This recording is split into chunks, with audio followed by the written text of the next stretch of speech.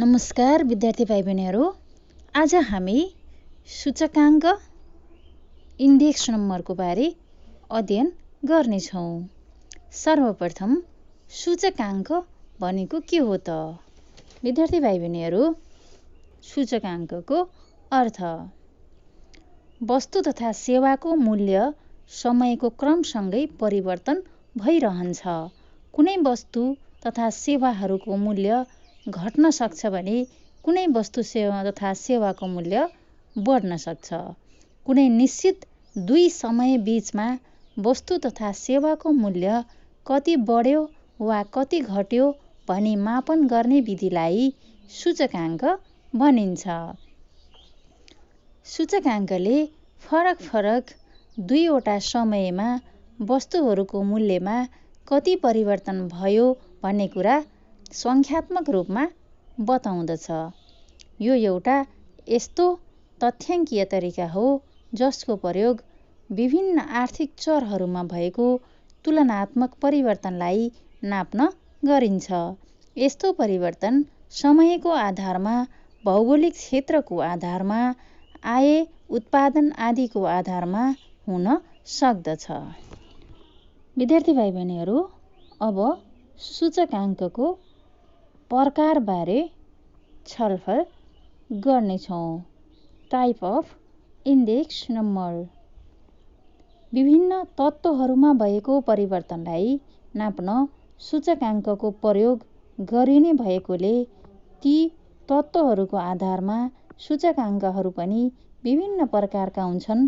सूचकाङ्कलाई मुख्य गरी 3 भागमा विभाजन गर्न सकिन्छ। नम्बर 1 मूल्य सूचकाङ्क, प्राइस इन्डेक्स नम्बर।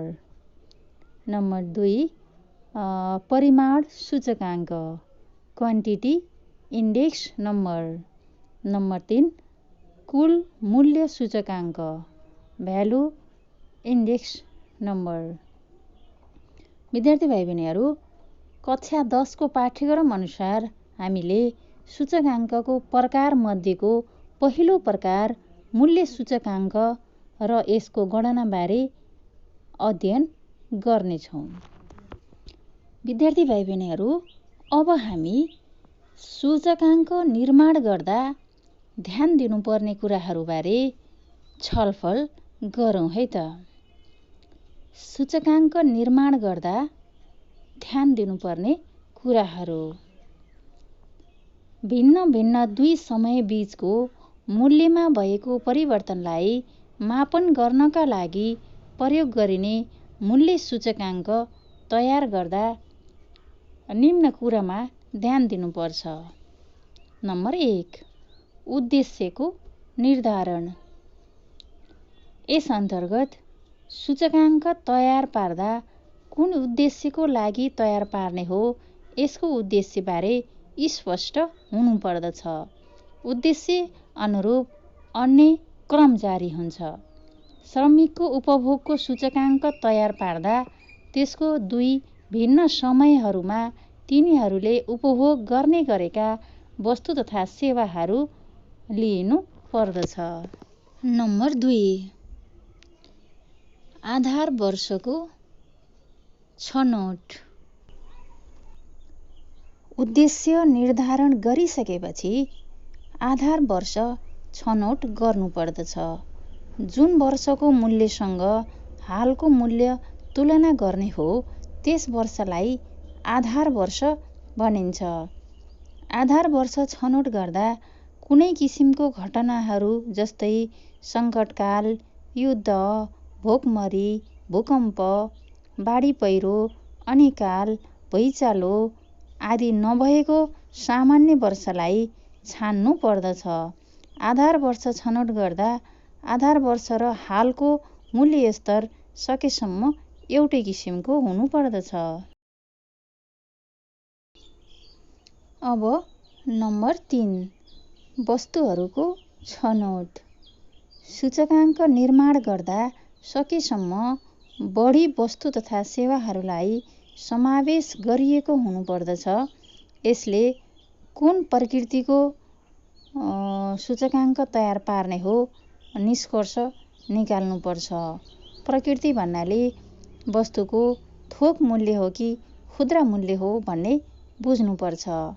वस्तुहरू छनौट गर्दा त्यस वस्तु छनौटको उद्देश्य, त्यसको बजेट, समय र श्रमको आधारमा सूचकाङ्क निर्माण गर्नुपर्दछ। अब नम्बर 4, वस्तुको मूल्य सङ्कलन। वस्तु तथा सेवाहरूको छनौट गरिसकेपछि तिनीहरूको मूल्य सङ्कलन गरिनु पर्दछ। थोक मूल्य र खुद्रा मूल्यबीच मूल्यहरू विभिन्न स्थान तथा समयहरूमा भिन्दै किसिमको हुन्छ। यसरी उपयुक्त मूल्यको छनौट गरी सूचकाङ्कमा समावेश गर्नुपर्दछ। नम्बर 5, मूल्यलाई प्रतिशतमा राख्नु। आधार वर्षमा लिइएको वस्तु तथा सेवाहरूको मूल्यलाई 100मा व्यक्त गरिन्छ। नम्बर 6, औसत निकाल्नु। आधार वर्ष र चालु वर्षमा सापेक्षित मूल्यहरूलाई अलग अलग जोडेर वस्तुको सङ्ख्याले भाग गर्यो भने औसत मूल्य निकालिन्छ। अब नम्बर 7, भारको निर्धारण। वस्तुहरूको भार निर्धारण गर्दा 2 किसिमले निर्धारण गर्न सकिन्छ। पहिलो किसिम रहेको छ परिमाण भार। यसमा वस्तुको उपभोग गरिने परिमाणको आधारमा भार निर्धारण गरिन्छ। अर्को नम्बर रहेको छ मूल्य भार। यसमा कुनै वस्तुमाथि कति खर्च गरिन्छ त्यसको आधारमा भार निर्धारण गरिन्छ। कुन वस्तुलाई भार निर्धारण कसरी गर्ने भन्ने कुराको तथ्याङ्कको प्रकृति र सूचकाङ्कको उद्देश्यमा निर्भर गर्दछ।